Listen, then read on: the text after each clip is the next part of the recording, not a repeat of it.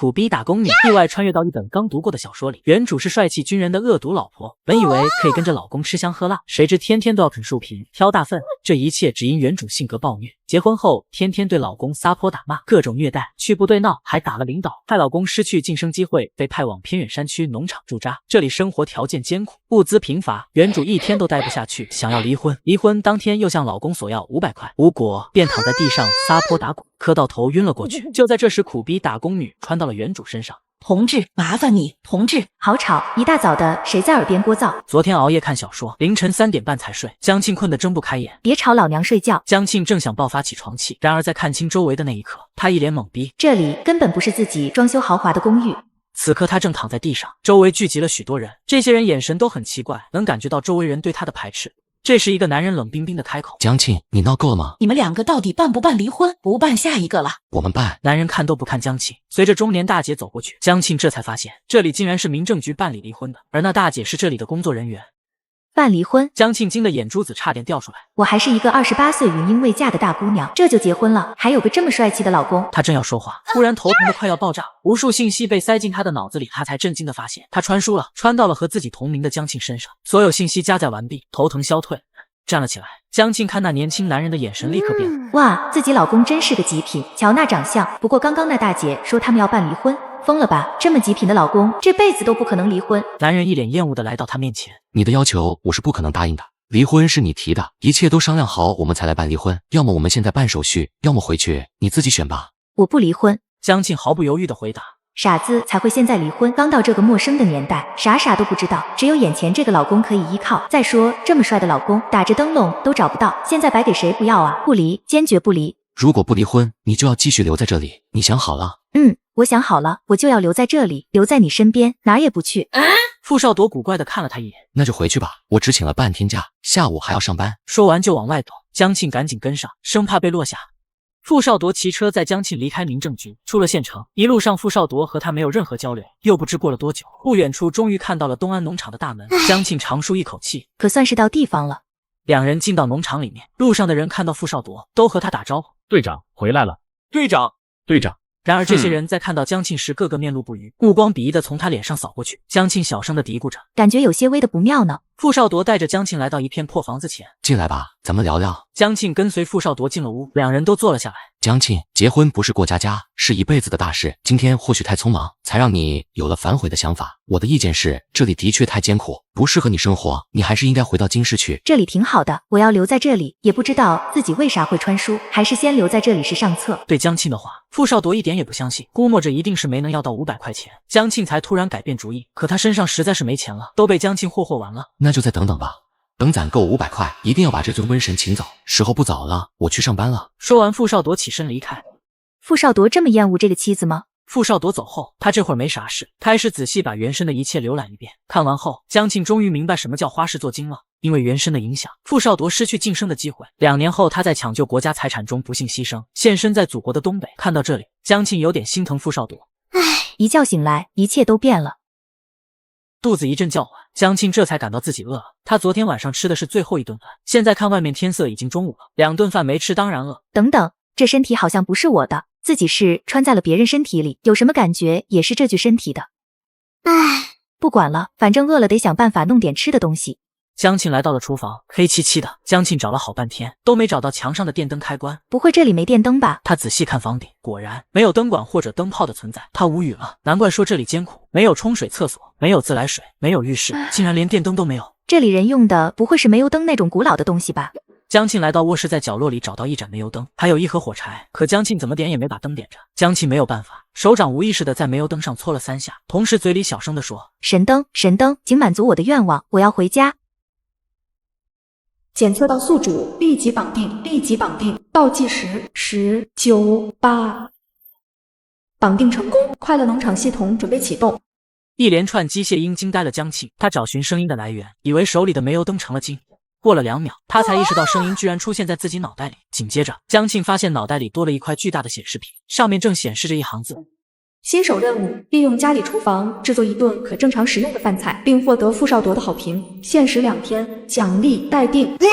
系统为什么把我带来这里？他说完，等待几秒钟，并没有任何的回应，周围一片寂静。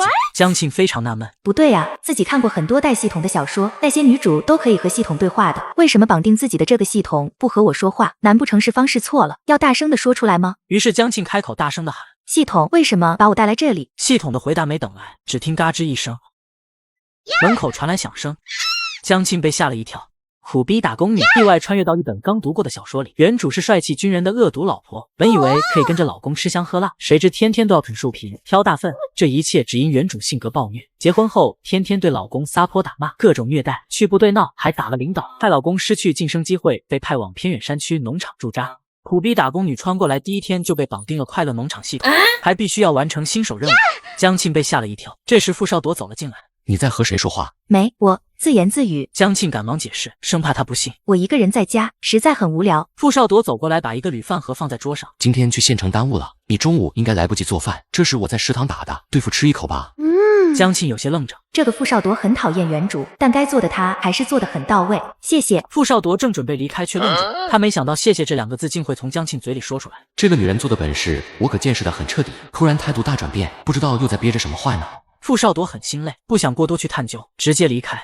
等他走后，江庆快速的干完了饭，然后感叹起来：这个男人真有胸襟，原身那么做，甚至影响到他的前途，他还能尽力去照顾。江庆心满意足的躺在了炕上，不久就睡着了。等江庆醒过来时，外面已经黑漆漆一片。这个点，农场都该下班了吧？傅少铎怎么还不回来呢？他忽然想起来，傅少铎为什么不回来了？从原神来了东安农场后，傅少铎就挤去了朋友的宿舍，也就是说，他们一直处在分居状态。难不成今晚要自己一个人待在这个屋子里？江庆很是怕黑，决定去找傅少铎，让他帮着把煤油灯点上，只要屋里有亮，他就不怕了。此时傅少铎正待在好友周东阳的宿舍里。咋回事？赶紧离了，好，赶紧把瘟神送走。你打算留着他过年啊？在民政局他又反悔不离了。好，他到底想怎么样？折腾的你还不够吗？本来年底你就能提拔，这下可好，他天天上领导那闹，把你好好的机会给闹没了。要我说，那就是个扫把星，早离早解脱。看傅少铎没说话，周东阳实在忍不了了。我说你就不能按着他的手签字吗？那种人你就不能用正常态度对待他？傅少铎非常的平淡。民政局里一屋子人，众目睽睽下按着他签字。再说他胡闹，作为男人，我不能和他一样。这下周东阳也没话说了，嘴里嘟囔着：你也是倒霉，被逼着娶了这么个货。不过凭他那吃不了苦的德行，要不了多久还得闹离婚。傅少铎没接话，此刻他的脑海中忽然浮现出白天的江庆，他和平时完全不一样，还会客气地说谢谢，觉得江庆很奇怪，担心他是不是又想出什么方法来折腾。正在这时，传来急促的敲门声。你好，请问傅少铎住在哪间宿舍？一道熟悉的声音隐约传来。傅少铎一脸震惊，少铎，好像是你家那位来了。是江庆的声音。这个时候他怎么会过来找我？难不成拿不到500块？他这是准备再来闹一场了。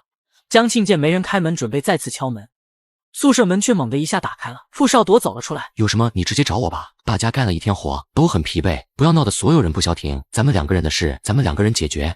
从获得的信息里，他知道原身曾经来单人宿舍这边闹过，所以傅少铎会这样防备。我不是，我只是来找你帮我点上煤油灯，屋里很黑，我一个人在家太害怕了。傅少铎看到他手里的灯愣住。你不会点？江庆想起原身之前应该是会的。当然会，可是今天不知怎么了，死活点不上。话音落下，一片静默。跟我来吧，我帮你把灯点上。好。江庆跟傅少铎进了宿舍，周东阳看到他进来，充满敌意地瞪着他。江庆知道这就是傅少铎的好友周东阳，原身之前来闹的时候打过他。你好，打扰了。周东阳一脸惊悚。好，刚刚我没听错吧？他居然和我打招呼，还说了打扰。傅少铎拿着一个装着煤油的小壶，他把煤油加了进去，之后用火柴一点，煤油灯立刻亮了起来。灯里没有油了。原来是这么回事。家里小仓库有煤油壶，下次再点不亮，加点煤油进去。小仓库应该是指家里的储物间吧？原身在这里住了将近1个月，应该知道煤油壶的位置，自己这样是不是要露馅了？谢谢，那我回去了。正要转身离开时，肚子叫了起来。江庆非常尴尬，好死不死的，这个时候肚子叫什么叫？他抬起头时，傅少铎正看着他。只要我不尴尬，尴尬的就是别人。我晚上还没吃饭，太饿了。不然你等一下，我去给你找点吃的。说出这句话，傅少铎自己也愣住了。对着这个上午还撒泼打滚的女人，他完全没必要主动管她。算了，已经说出口了，去给他找点吃的吧。傅少铎离开了屋子，只剩下江庆和周东阳2人大眼瞪小眼。好尴尬啊，找个话题聊一聊。周同志，你和傅少铎是好朋友，多谢你这段时间照顾他。江庆这态度实在180度大转弯，好吓人啊！用不着你谢我，你赶快和他离婚，比什么都强。我们不离婚了，我们好好过日子。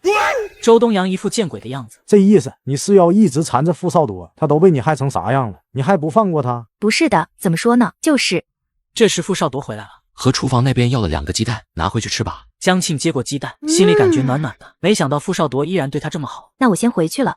江庆回到卧室，吃完鸡蛋，躺在床上，没有电视，没有电脑，也没有手机，觉得很无聊。江庆开始尝试呼叫系统，差点忘了，我可是有系统的人。系统，系统，你在吗？叫了好几遍，系统完全没有回应。别人家的系统能陪聊，能解闷，能调戏，我的系统可好，完全不交流，只会发布任务，真是简单粗暴。江庆回忆着系统发布的任务，这里没有别的厨具，只有厨房里那一口大铁锅，想要完成任务，就必须学会用它做饭。可正常食用还得获得好评，意思就是必须把饭菜做好吃吧，这个有点难啊。上辈子他忙于工作，根本不会做饭，这才是新手任务就这么困难，后续任务肯定更不好做。他开始想念自己的豪华公寓了，也不知道做完任务系统能不能把我送回去，明天就赶紧把任务先做了。也不知是不是穿越太累了，没一会儿功夫他又睡着了。